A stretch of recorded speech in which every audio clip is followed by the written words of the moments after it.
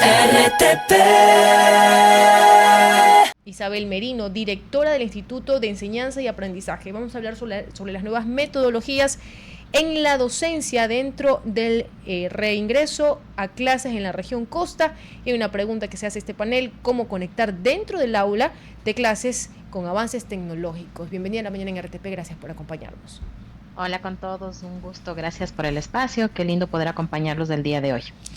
¿Cómo conectar con los estudiantes? ¿Cómo conectar con ahora el mundo que está abierto para ellos? No solamente en el aula es el docente y el estudiante, sino el docente, el estudiante y la tecnología. ¿Cómo complementarnos?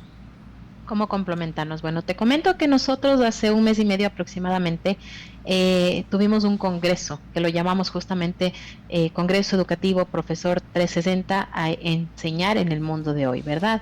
¿Y por qué? ¿Por qué este tema? Porque nosotros quisimos dotar de herramientas desde el instituto, venimos trabajando ya más de 20 años justamente por los docentes, formando docentes y trabajando hacia esta capacitación docente, buscando obviamente que nuestros bachilleres salgan con una educación de calidad. ¿Y cómo conectar, me dices tú? Justamente nosotros, bajo este modelo de profesor 360, estamos buscando que el profesor obviamente cambie su rol. Al momento el profesor ya no es un transmisor únicamente de conocimientos. Nosotros nos hemos convertido en moderadores de conocimientos, mediadores. Ahora, ¿quién es el protagonista del aprendizaje? Es el estudiante, ¿sí? Y tenemos que crear, obviamente, estas experiencias dinámicas y significativas que nos permitan conectar con nuestro estudiante.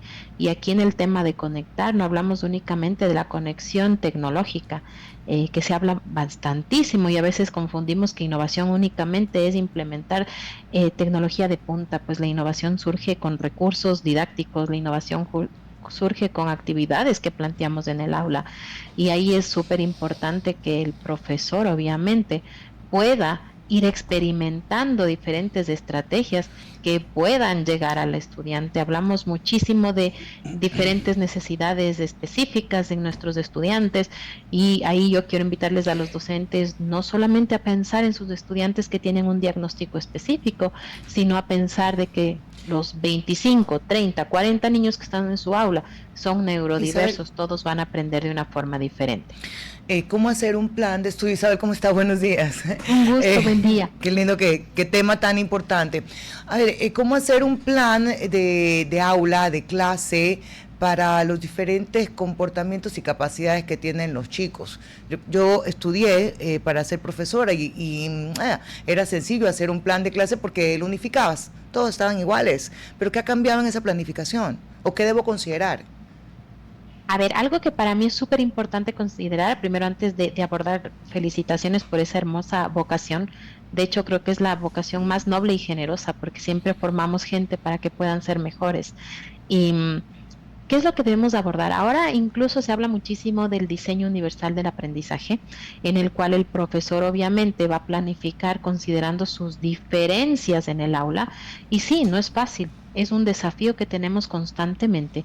Pero también tenemos la oportunidad de que día a día nos levantamos y podemos probar una estrategia, podemos probar una herramienta y si no nos fue bien, tenemos otra hora para probar. ¿Qué es lo que pasa y cuándo se vuelve un desafío más grande? Cuando estamos como en piloto automático, tratando de cubrir el currículum en horas específicas, ¿sí?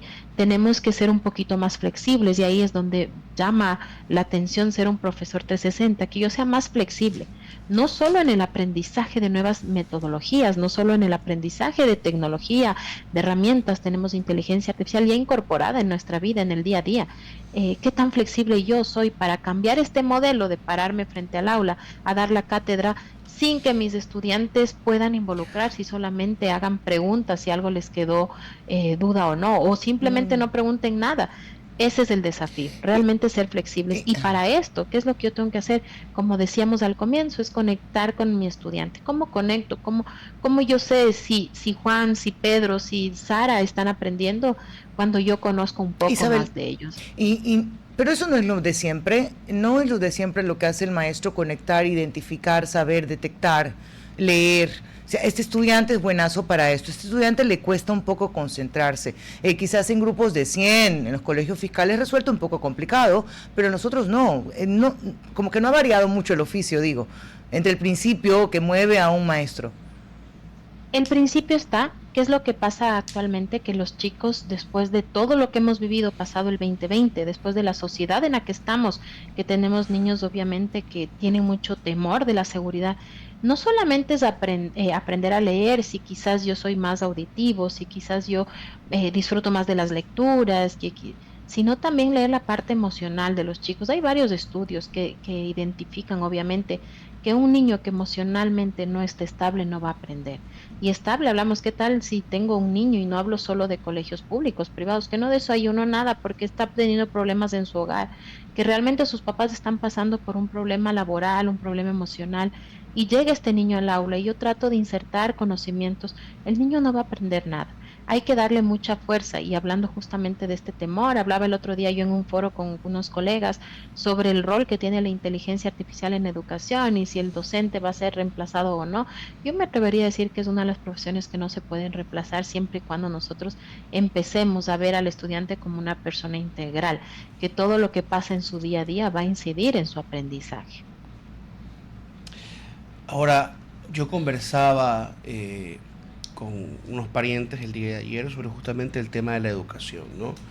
Y me decían, pero bueno, no importa realmente que se aplique dentro del colegio, su filosofía, sus métodos de enseñanza, si en el hogar hay dirección, pero lamentablemente no es la realidad de todos. Sin embargo, hay padres que tienen ese tiempo de estar presentes en el hogar y le dedican mucho a sus hijos. ¿Qué le respondería usted como educadora a esos padres que piensan que no hay que preocuparse mucho de lo que pasa en el colegio si en casa todo está, entre comillas, bajo control? Si en casa yo me dedico a leer con mi hijo o hija para que no esté todo el día prendido el celular, o si en casa lo hemos organizado a poner a nuestros hijos, en extracurriculares para que hagan deporte.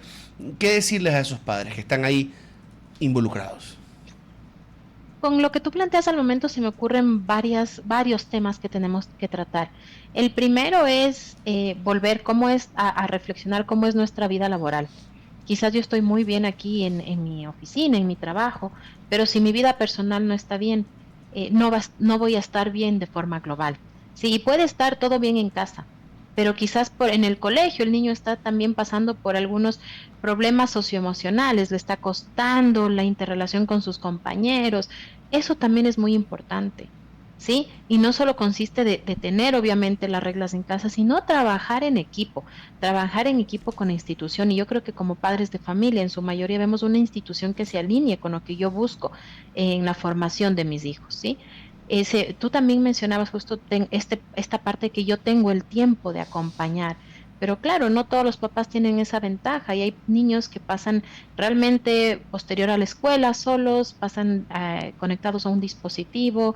Obviamente como papás tenemos que regular eso que pasa en casa, y ese funcionamiento de un niño que quizás tiene mucha exposición a tecnología en la tarde va a incidir en su aprendizaje dentro de la escuela. Entonces podemos ver que hay ejemplos de alternancia donde todo incide tanto en un lugar como en el otro. Eso es importante trabajarlo de forma conjunta. Tú también hablabas justamente de este tema que dices, los niños van a los extracurriculares. A veces estamos en un medio que es tanta ocupación para nuestros niños que a veces también nos olvidamos que ellos también necesitan aburrirse, no hacer nada. Y con no hacer nada no significa ir a un dispositivo tecnológico, sino también crear, explorar, qué es lo que los niños necesitan para aprender. Los niños aprenden en base al juego, y eso es súper importante considerarlo, no solo en la institución educativa, que vamos a llenar conocimientos. Ahora la institución educativa tiene un rol muy fuerte en la parte socioemocional. ¿Sí? Hablamos de las habilidades que necesitan los empleadores actualmente en sus colaboradores, y todas esas habilidades se tienen que ir forjando, se tienen que ir formando desde niños, ¿no es cierto? Resolución de conflictos, pensamiento crítico, todo eso es trabajable, y esa destreza es lo que tenemos que como docentes obviamente enfocarnos e insertar de una forma transversal en toda la parte académica que tenemos que impartir.